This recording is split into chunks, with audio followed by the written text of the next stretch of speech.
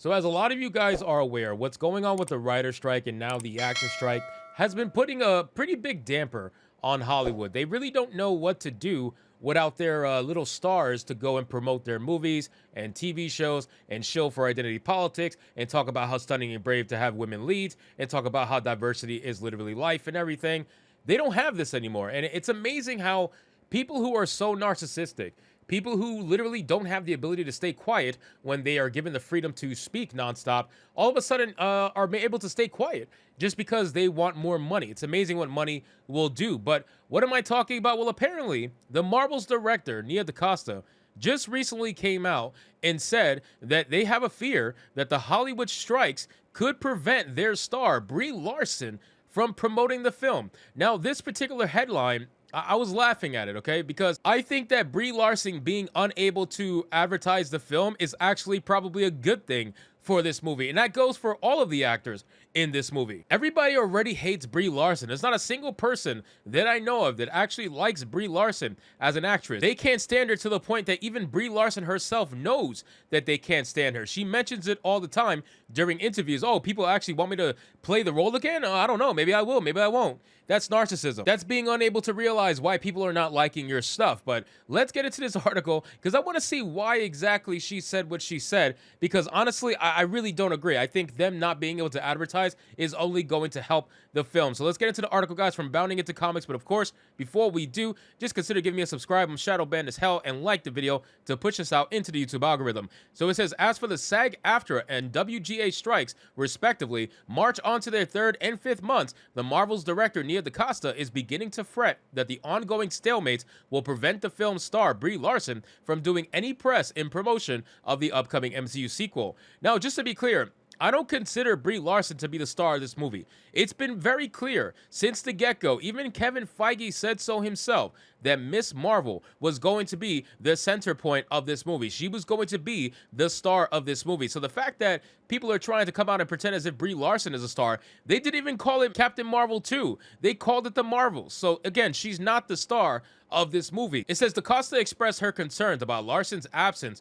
while speaking to Abbotsford, British Columbia-based news outlet, the Abbotsford News, about the effects the labor disputes have had on the industry. And then pointing to the Marvel's rapidly approaching November 10th release date, DaCosta opined, "I'm hoping I'm not promoting the movie by myself. No one's gonna see me there either." She then admitted they're gonna be like, "Where's Brie Larson?" Next pressed for her thoughts on just how the strikes may eventually shake out, DaCosta asserted, "I think we're now in a new world. Everything that's happening is an existential search that our industry is doing," said the Candyman director. "It won't be solved in one round of negotiations, but I'm hoping that the studios can end the strike soon and get us all back to work for them." Again, I firmly believe that these strikes are probably the best thing to happen for a lot of people. Like, you start to realize how unimportant these celebrities actually are, and I think they start to realize it as well. They are grasping for any little bit of relevance that they can, because most of these celebrities, right, are outshined by some of the top YouTubers and streamers in the world. Like, it's not even close in terms of numbers and what they're able to bring in.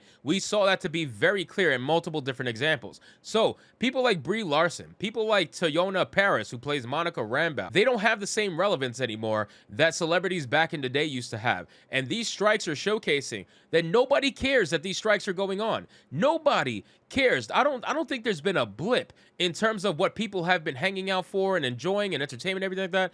There hasn't been a blip because everybody has just been watching their favorite YouTubers. That's basically it. Or they watch their favorite streamers. Like, very few people are probably feeling the real effects of this strike going on for as long as it is. So all of these announcements about delays, all of these announcements about shows being canceled, nobody is batting an eye. I don't even think a lot of the normies have batted an eye. Aside from a couple of bot accounts on Twitter, nobody has really said anything. So I think it's pretty amazing to see the relevance of them die more and more and more as time goes on. So it says, unfortunately for DaCosta, it seems that any press for the Marvels will indeed have to be done without Larson or any of its other leads. As it stands, none of the striking unions are any closer to reaching an agreement with Hollywood's various studios than they were when they first took to their individual picket lines. Further, given the stroke of luck that was Warner Bros. Delaying Dune Part 2 to March 2024, a decision made in the hopes of having its cast make press appearances, which in turn relieved IMAX of their exclusivity commitments and allowed the Marvels the opportunity to occupy their specialty screens, it's unlikely that either Marvel or Disney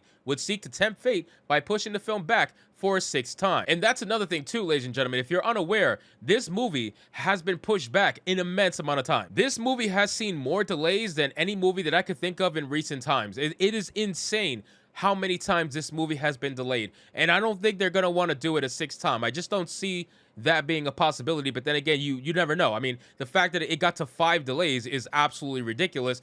So a 6th delay really shouldn't be that out of question. But again, I think it's very risky. I don't think they're going to want to do that. And at this point, they know the movie's not going to do well. They know it has a lot of hate garnered around that movie. And if people didn't come out to go see Miss Marvel on Disney Plus, what makes you think they're going to want to see Miss Marvel in the movie? It's been proven that Miss Marvel cannot hold the crowd, nor can she even attract the crowd. So this is going to be this movie's biggest downfall. It says, yet while DaCosta believes that the public absence of Larson in marketing the Marvels may end up being a detriment to the film, one could argue that it's actually the best thing that could happen to its box office prospects. I said the same thing. That's great. I love it.